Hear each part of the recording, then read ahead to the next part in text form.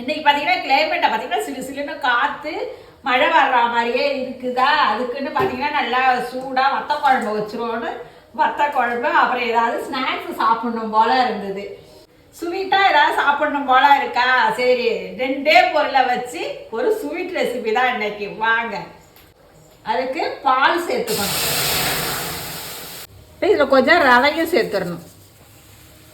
நல்லா சேர்த்து இதை நல்லா கலந்து கொடுக்கணும்.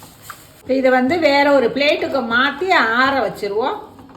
அப்படியே நல்லா வெந்து திரண்டு வந்துட்டு இதுக்கு ஒரு பாகு காய்ச்சிப்போம்.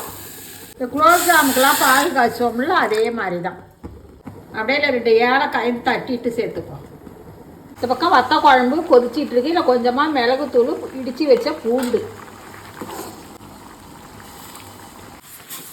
இதுக்கு பாகு பதமெல்லாம் தேவையில்லை. அப்படி தொட்டால் அப்படியே பிச்சுக்கு பிச்சுக்குன்னு இருக்கணும்.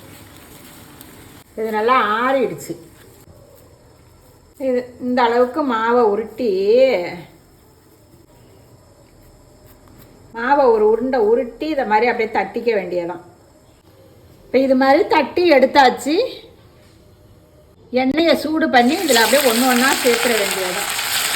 அடுப்பு தீயை மீடியமாக வச்சு பொரிக்கணும். கலர் பார்த்தீங்கன்னா நல்லா குலோப்ஜாம் கலருக்கு வரும். இது ஒரு கோல்டன் கலரில் வரும்.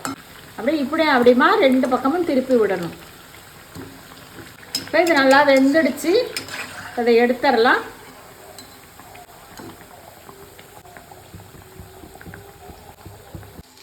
இப்போ காய்ச்சின சீனி பாகை இதில் சேர்த்துருவோம். இது கொஞ்சம் ஒரு 10 நிமிஷம் நல்லா ஊறணும். அப்போ தான் நல்லா சாப்பிட்டா குலோப்ஜாம் மாதிரியே இருக்கும்.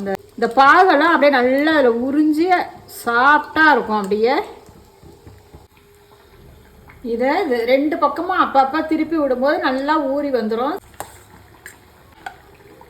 சீனி பாகெல்லாம் நல்லா முழுகி நல்லா சாஃப்டாக ஊறி வந்துட்டு கட் பண்ணுற பாருங்க. அப்படியே நல்லா சாஃப்டாக இருக்கும். நல்லா ஊறுனதுன்னு வச்சுக்கோங்களேன், நல்லா சாஃப்டாக இருக்கும்.